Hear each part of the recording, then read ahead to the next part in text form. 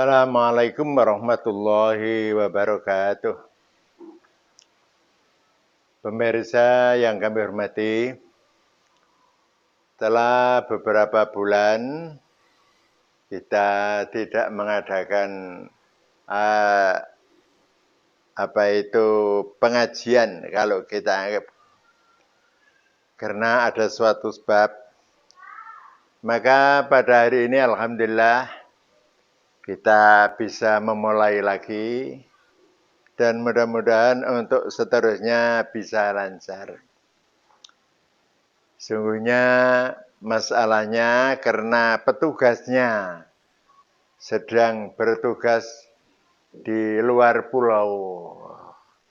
Jadi terpaksa kami hentikan. Sekarang sudah datang kembali dan mari kita teruskan. Pada pertemuan yang dulu, yaitu pertemuan yang ke-17.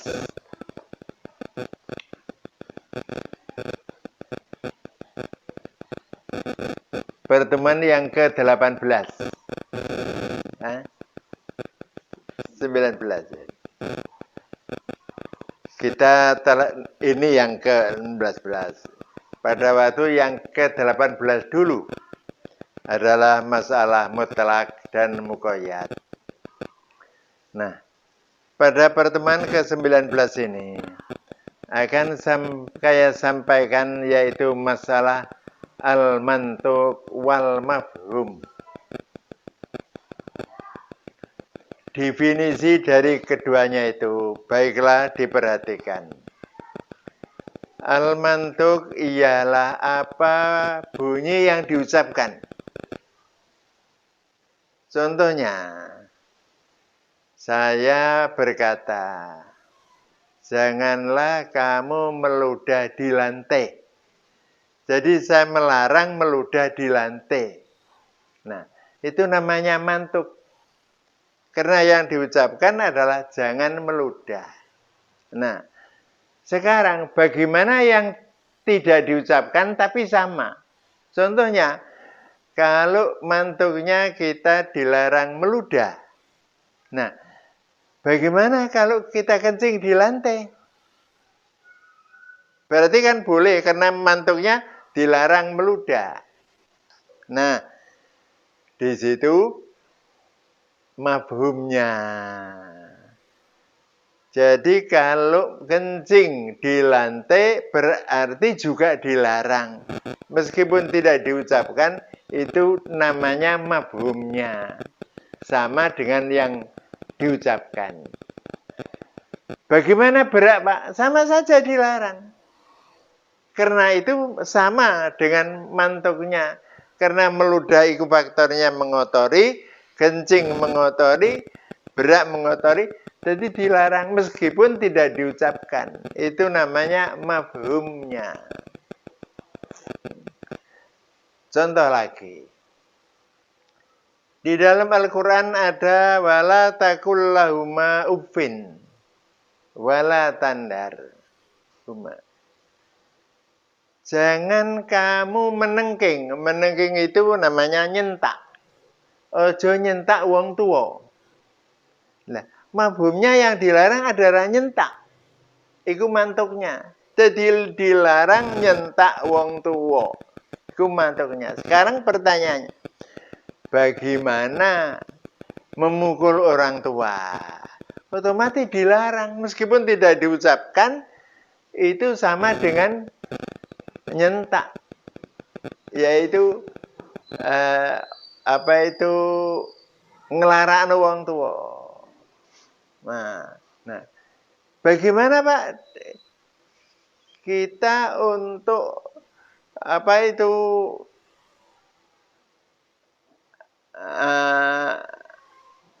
ngeplak orang tua? Ya dilarang. Meskipun tidak diucapkan tapi sama saja. Ngeplak, mukul dan sebagainya yang sifatnya menyakiti, hukumnya sama meskipun tidak diucapkan. Jadi mantuk apa bunyi yang diucapkan itu. Nah, mafhumnya tidak diucapkan tapi sama. Nah, itu. Kalau begitu, nyentak wong tua haram, ngeplak haram, ngidoni haram, macam-macam haram. Karena ilatnya, istilahnya ilatnya, sebabnya sama-sama menyakiti. Nah, sekarang kalau ilatnya tidak sama, bagaimana Pak? Loh, kok tidak sama bisa? Contohnya begini. Wong tua iki sing enak timbang cerewet, tak idek-idekane, cek menyet. Haram. Mergo tujuannya menyakiti orang tua. Mergo mantuknya meskipun tidak menyentak, tapi sama dengan nyantak menyakiti. Nah, tapi kalau sebabnya tidak sama, ya tidak bisa disamakan dengan mantuk. Contohnya begini. Orang tua saya ini payah. Baiklah saya itik-itik supaya lego. Awak cek lego tak itik-itik. Ndak apa-apa. Karena tujuannya beda. Yang satu untuk menyakiti orang tua, yang satu untuk melegokan, mengobati paribasan orang tua. Mari kerja tak itik-itik cek lego. Lah ndak apa-apa. Hukumnya tidak bisa disamakan.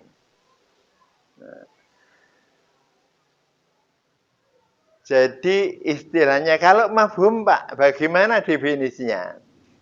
Mafhum ialah yang tidak diucapkan, tapi sudah sama dengan yang diucapkan. Tadi, gepuk tidak diucapkan, tapi sama dengan yang diucapkan, yaitu haram, meskipun tidak diucapkan. Nah, kalau mafhum definisinya tidak diucapkan, tapi hukumnya sama dengan yang diucapkan. Nah, kalau hukumnya sudah sama dengan yang diucapkan, maka itu disebut mafhum muwafaqah. Mafhum muwafaqah itu adalah mafhum yang hukumnya sama dengan mantuk. Seperti tadi, ngeplak haram. Meskipun tidak diucapkan. Yang diucapkan ojo nyentak. Masalahnya sebenarnya sama-sama menyakiti orang tua. Itu mafhum. Kalau mafhumnya itu hukumnya sama dengan mantuk, maka disebut mafhum muwafaqah. Mafhum muwafaqah. Mafhum yang hukumnya sama dengan mantuk. Nah, mafhum itu ada dua. Mafhum muwafaqah dan mafhum mukhalafah. Mafhum mukhalafah itu apa? Yang diucapkan hukumnya kebalikan mantuknya. Jadi kalau mantuknya wajib, hukumnya, mafhumnya haram, itu mafhum mukhalafah. Contohnya begini. Saya berkata kepada anak murid saya, duduklah. Nah, duduklah. Mantuke duduklah. Dari arti mantuk duduklah ini berarti dilarang berdiri. Meskipun berdiri tidak diucapkan. Ucapannya mantuknya, jangan duduk. Duduklah. Perintah duduk. Kalau begitu kan boleh berdiri, Pak. Loh, karena mantuknya duduklah saja. Kalau mantuknya duduklah berarti mafhum mukhalafahnya jangan berdiri otomatis. Kalau berdiri haram, mantuknya duduklah wajib, berarti itu mafhum mukhalafah. Contoh lagi. Saya bilang kepada anak murid, masuklah. Berarti wajib masuk karena benar. Keluar, Pak. Haram. Lah mantuknya masuklah kok bisa keluar kok haram. Itu dari mafhum mukhalafahnya. Kalau saya perintah masuklah, berarti haram keluar. Jadi kalau Allah bersabda, kulu min thayyibati ma razaqnakum. Makanlah rezeki yang halal. Tanpa disebut berarti makan rezeki yang haram tidak boleh haram. Itu mafhum mukhalafah.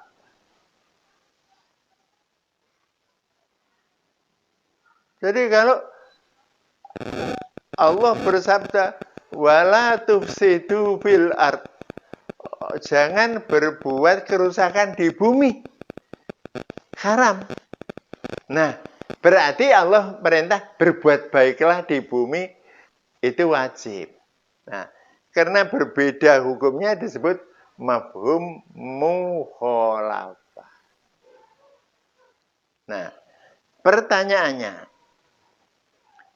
bagaimana yang lebih kuat, mafhum mukhalafah apa mafhum muwafaqah? Atau lebih kuat mana mantuk dengan mafhum?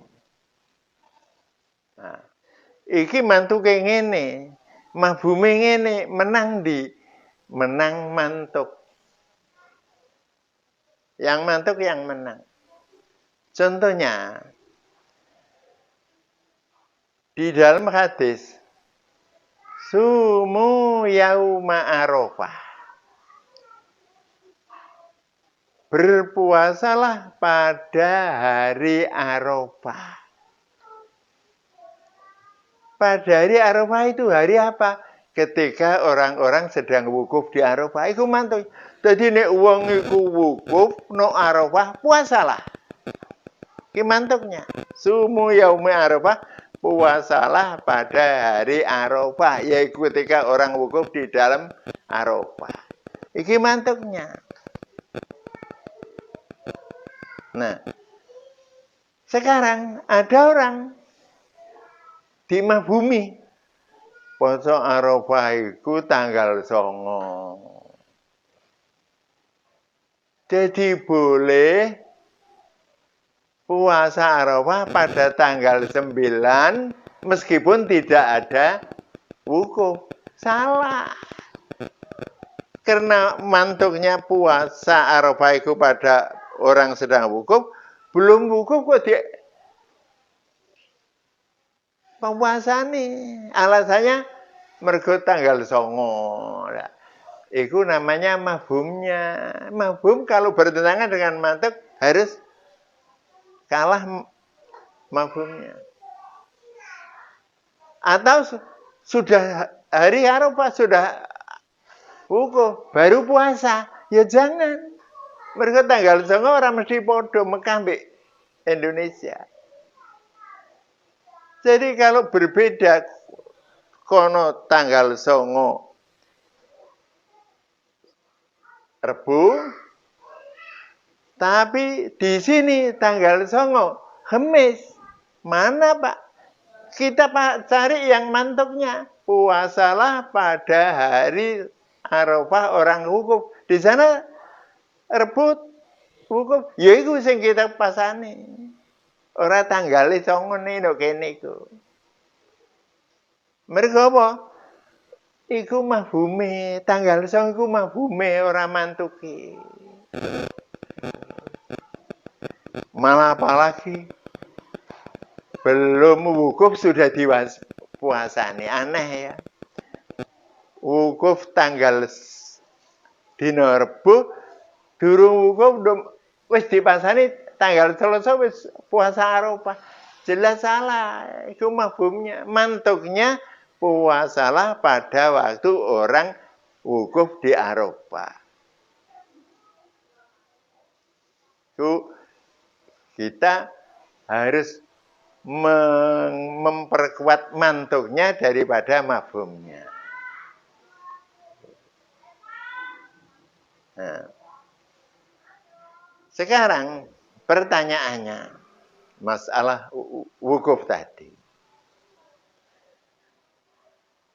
Pada waktu Mekah wukuf, di Mekah, itu ditentukan oleh Nabi. Masa wukuf itu ialah waktu zuhur sampai surupnya matahari. Jadi orang puasa Arafah itu harus bisa menempatkan pada hari wukufnya di Arafah. Nah, jadi kalau hari Rebu wukuf, Kamis belum puasa, puasa luput daripada ketentuan itu.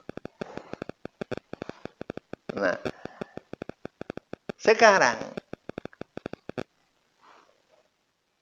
kalau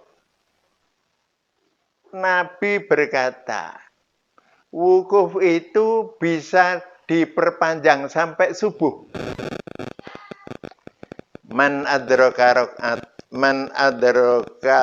wukuf qoblal fajri faqad adrakal hajja.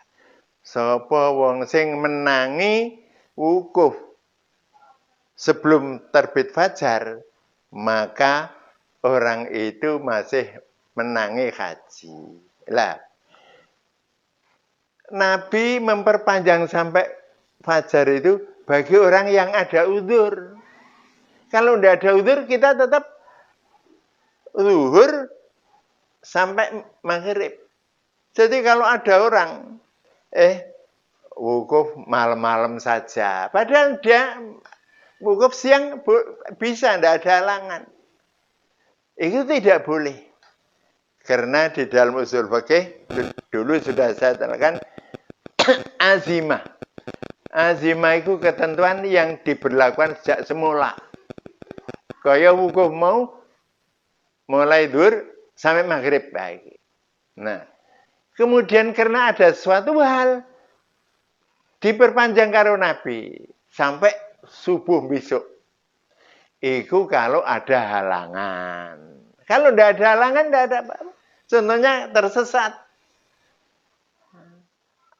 Antara zuhur sampai maghrib, dia tidak bisa datang ke Arafah.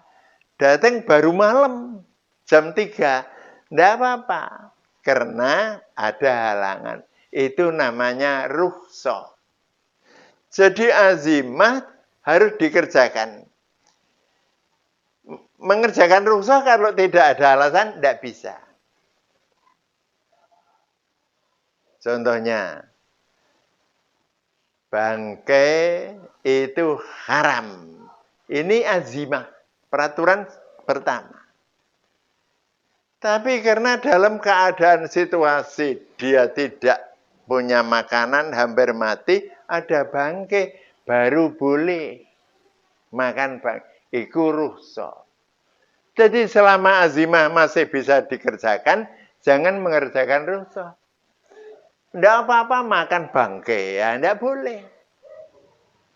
Tidak apa-apa, tidak mau wukuf antara zuhur sampai maghrib. Ngenteni bengi. Bengi itu untuk rukhsah. Itu. Nah, ini perlu diperhatikan. Maka ada orang yang mengatakan, bagaimana Pak kalau tempatnya jauh ke timur? Sehingga pada hari wukuf tanggal hari Rebu itu sudah keliwat. Nah, itu tidak apa-apa karena itu rukhsah, terlalu jauh. Tapi kalau di Indonesia aman-aman saja, tidak ada masalah, hanya terpaut 4 jam saja. Jadi mafhum dengan mantuk lebih kuat mantuknya. Itu yang saya sampaikan dan mudah-mudahan bisa dimengerti. Saya kira cukup sekian. Wassalamualaikum warahmatullahi wabarakatuh.